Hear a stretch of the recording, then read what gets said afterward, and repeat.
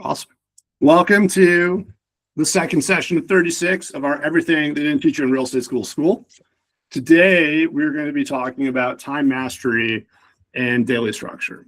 And this is a really important topic because at the end of the day, we can be in the right mindset to grow our businesses. We can have the greatest plan, all the things that we want to do. And if we don't have an actual legitimate process to organize our time, to structure our days, structure our weeks, structure our months, doesn't really matter what the plans are, we're not going to be able to kind of achieve them, right? So let's kind of talk through today from our perspective, what does mastery of your calendar look like? What does the daily structure look like? And specifically, first thing that we're going to try and get rid of is what I would call is the busy trap. So have you ever felt sometimes, maybe leading up to last week when we got all you guys energized about your businesses, that sometimes we just get in that habit where we feel like we're doing work, we're busy, we're working, but we're just kind of like, it's like quicksand. We're treading water, right? I don't know the right way to say it. We're almost like swimming against, the current to some extent, right? We're trying hard, we're busy, but like we're not really making any progress. We don't have either the success that we're seeing with those activities. We're not seeing the building of a business, right? So if we're having to wake up every single day and put in the same amount of effort to get those leads as we did the day before, then we're really not building anything. We just have ourselves a job called sales.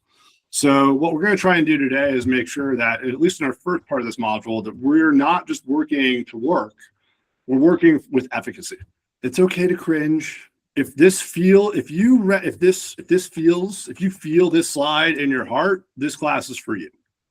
And so let's just think about how often we've had this day. I know I've had this day, so I'm not trying to say that everyone's perfect, but let's see if anyone's ever had this day where you wake up at 8 in the morning. By the way, if you can sleep till 8 and you're in this business, I'm really impressed by you. I don't know how you sleep that well, but that's a whole nother issue. So let's say you work up, you get your cup of coffee, you walk your dog, you're online, you're deciding to work around 8 o'clock. Maybe you got to get breakfast. You take another dog walk, you're checking the news, whatever's going on. We scroll through social media, we answer some texts to kind of get our day going. And all of a sudden we wake up from our phones after our doom scrolling and it's 9:30 and we got to make some calls. But it's 9:30 and I've got a call at 10. If I start making calls now, I'm probably, I don't want to get caught in a conversation that have to end because I've got this lender call at 10. So yeah, maybe I won't make those calls right now. Then you talk to your lender. And by the way, we love our lenders, especially Dom. Dom is a great lender. And sometimes spending 45 minutes talking to your mortgage broker about a deal that may or may not close, especially when you're not talking about generating leads, how is that going to help you find new business? So now all of a sudden it's 11 o'clock in the morning and we finally decide we're going to make some phone calls. We probably make a few of them, but it's 11:30 noon and now I'm hungry. Plus, Scout needs another walk. And so we go do that. Then a showing request comes in because now I got to show my one client that I have. I'm back at my desk a couple hours later, but I'm tired. There's a lot of traffic on I-25 or 36 if you're Brian. And all of a sudden it's 5 o'clock and I realize, holy crap, everyone's home. I lost my opportunity to do lead gen today. But yet I told myself that today was a great day. Or maybe my accountability partner, my wife, or whoever I come home to, who I work for, today was a day. Look, we made 3 calls. We showed a home. We talked to a mortgage guy. Is that a full day of work? For some people, it is. If you're trying to close 2 transactions a year, this is a full day of work. So let's talk about the difference between activity and productivity. And honestly, this is where every sales professional, this is not a real estate problem. So as you're thinking about this, just know, this is not you. I'm going to pick on Brian because he's already nodding. So since Brian is already self-declared and self-proclaimed to the group that this might resonate with him, we're going to pick on Brian today. We're going to take the pressure off Noah. We're going to pick on Brian. And so, I think there's a difference here between activity and productivity, right? Where activity is more aligned with reactivity, right? And being reactive in your business is not a way to grow it. If all we're doing is reacting to things, how do we grow? How do we build? How do we plan for the future? So being productive is much more the angle that we're trying to go. So if you look at your calendar and you're feeling like, hey, every time you get a text come in, you got to respond. If you feel like, and by the way, I think Freddie would wish that I behave that way sometimes. But if you kind of work whenever you're inspired, oh, I feel like it or I don't. If your lead gen is dependent on your mood that day, right? If you are taking time doing tasks because you're just trying to figure, like, you got half an hour, you got a couple emails to send, we're just going to take the time because we have it, right?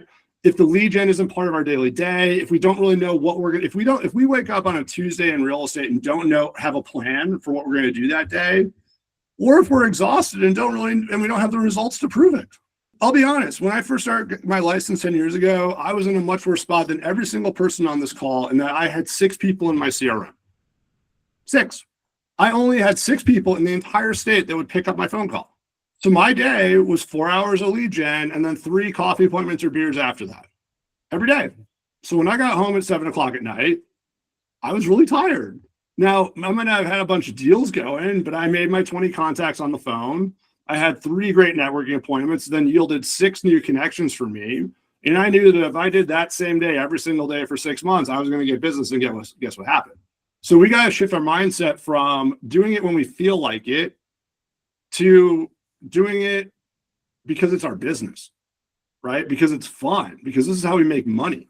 So productive people, not active people, but productive people, they batch into focus blocks. So we time block. We do this all the time, rain or shine. Brian, we will permit you the powder day every now and then. But rain or shine, you got to work. Every now and then you get a powder day. Okay, that's the one weather event that you're okay to peace out on every now and then. But your tasks fit within predefined windows, right? So if you know what you need to do that day, you've got that time set. So we fit the tasks to the time, right? Tasks get fit into our time instead of the time to the tasks, right? The lead gen is the first block. It's the thing we do every single day. We know exactly what every hour is going to hold, or we expect to know what every hour is going to hold. We're going to measure success by those tasks that actually lead our business forward. And frankly, you can finish really early with really clear results if you get more organized around your time. And so today we're just going to be talking about that shift and how you can basically work the same hours with just wildly different outcomes as you kind of go through this. Now, before we jump into kind of the rest of the session, I just want to be very clear, right? When you're thinking about even more than a plane, isn't a rocket kind of an extreme version of a plane, right?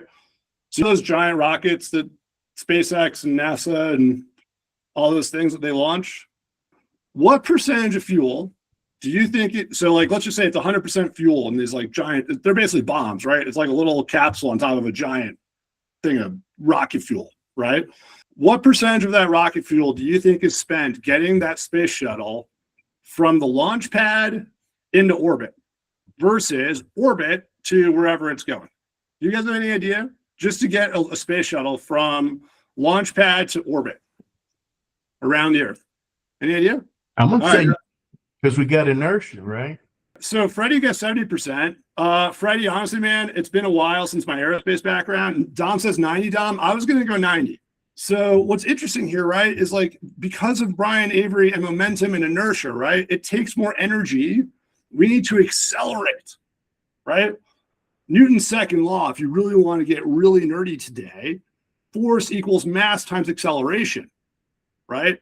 If we need to go from 0 to 100,000 miles an hour or whatever, right, and we have a really heavy thing, doesn't that take a lot more force to get the acceleration up, right?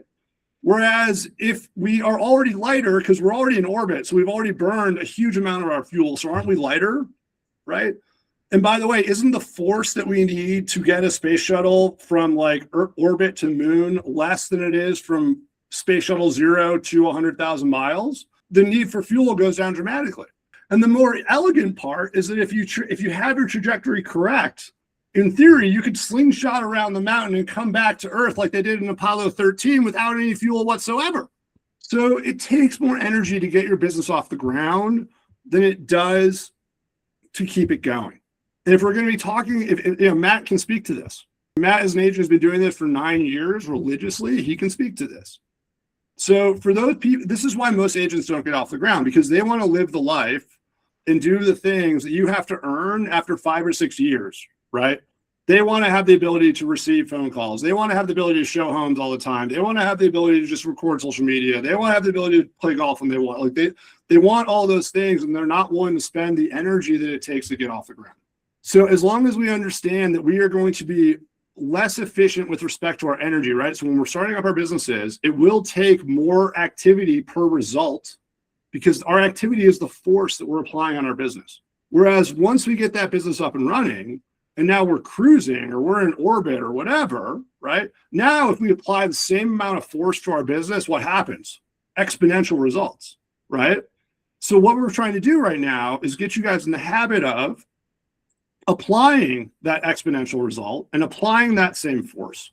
So that way you understand that if we just get in the habit of applying the same force every single time, then over time, you're going to start to see exponential results, because what will end up happening is you're going to go from 0 to something to more to more to more, because all you're doing is applying the same force with less and less inertia working against you. And what does that mean? You accelerate faster and faster. That leads to growth. Are we on the same page? Does that make sense? So now that we understand how this energy is going to work out for people, we also need to talk about the principles of structuring your time before we even kind of get into the activity around it. Now, we warned you last week, we warned you guys, this is going to be a John Wooden style training session where, John Wooden had these all-American athletes. You guys are in real estate. And John Wooden, at every single practice, maybe he's too old for some of the people on this call, but he was a really famous basketball coach, college basketball coach. He would teach, whatever, West, go blue. He would teach these all-American athletes, right, how to put their socks on. Last time I was taught how to put my socks on was when I think I was 2 or 3. It was at least, I don't even remember it, but I'm pretty sure my mom has. No one's taught me. Still, West, go blue. I don't care. Still, I haven't been taught to put my socks on since I was 3. So imagine what it's like being recruited as a heavily recruited All-American going to, I believe, UCLA, right? One of the top basketball programs in the country at the time. And now this Hall of Fame college basketball coach is taking the first hour of your day teaching you how to put your socks on. Because why? He taught the sock lesson because what would happen, in his opinion, if, let's say, you didn't know how to put your socks on properly. And remember, this is probably Chuck Taylor era. So, I think all of us on this call are maybe not Noah, but I think everyone else might be old enough to remember Chuck Taylor's, right? A little bit different than the modern basketball shoe from a breathability perspective, right? So in the Chuck Taylor era with these like canvas sneakers, wasn't it much more important to have your socks on properly? Because if your shoes weren't breathing, you don't get as much airflow. What's the propensity? You can get blisters a lot more easily than you could on like the new fancy shoes and stuff like that. And what happens if your top player gets a blister in the first half of one of your biggest games of the season? And maybe your top player wouldn't have gotten that blister in one of the biggest games of the season had the coach taken the opportunity to teach the guy how to put on socks properly at the first practice. So as ridiculous as it is, we're going to talk about how to put on our socks. Today is sock day. Congratulations. Right? Today is dribble day. Today is sock day. Today is 1 foot putts, Wes. I don't know, whatever the golf equivalent is, because I didn't do it enough, whatever it was, that's today. So as ridiculous as this sounds, there are 3 principles that we really need to understand before we block a single hour out of our calendar. And we're going to go through and build your session. This is how slow we're going to take it because we really need to understand the fundamentals. We're going to build your session. We're going to build your schedule in the next session. So today is not about putting together a time block schedule. Today is simply just the principles of it. So the first thing is, if we're going to build out a proper schedule in real estate, the first thing we need to do is we need to make sure that we're applying the most amount of energy to the highest value thing. So, there are a lot of different ways this has been said over the course of history. And so I'm just going to frame this in a couple different ways that we might have heard it. Have you guys ever heard of I think it's called the Pareto ratio, Pareto rule, right? Pareto rule. You guys ever heard of this? The Pareto rule, I'm sure you've heard of it. It's 80% of the people do 20% of the people do 80% of the work. In a group setting, right? If you have a group of people, 20% of the people will do 80% of the work. Just group dynamics. Similarly, if you look at your database, 20% of your sphere will give you 80% of your deals. Let's just think about the people that we know in our lives. Without even doing the math, I think it'd be really easy to say it's at a minimum. If we had half of the people that we could call that would actually help our business, think about all of the contacts that you've made over the course of your career. Isn't it about half? It's less than half that seem genuinely interested in helping you out. Most of the people, like, they'll pick up and tell you what's going on if, like, you call them at the right time. But does everyone you talk to end up being an advocate for you? No. If you look at your sphere, only 20% of your sphere will be advocates, even though you think it should be 100. Because we're saying sphere is know, like, and trust, and you know, like, and trust. So if there's mutual know, like, and trust, shouldn't everyone be helping each other out? At the end of the day, it's not how it works. So if you have a database of 100 people, you should really expect only 20 people to be helping you, your VVIPs. So if I already knew that only 20 people were going to help me, would I, in theory, even waste time on my other 80%? I might, but I'm going to take it a lot less seriously than my 20%, which is feeding my business, right? Steve Jobs had a famous phrase for this. He called it his signal to noise ratio. So for Steve Jobs, he called the signal the 2 or 3 most important things that he had to do on any given day. The noise is everything else. And I don't know what Steve Jobs' day looked like, but I imagine those 2 or 3 things were probably really important, right? He measured success by the amount of time in his day that he spent working on signal versus the amount of time that he spent in his day working on noise. And for Steve Jobs, if his 2 or 3 most important things took up 50% of his working hours, it was a successful day. So if you think about it, if your 2 or 3 most important things in your day took up 4 hours, that's a good day. How often are we lead genning for 2, let alone 4 hours of our day?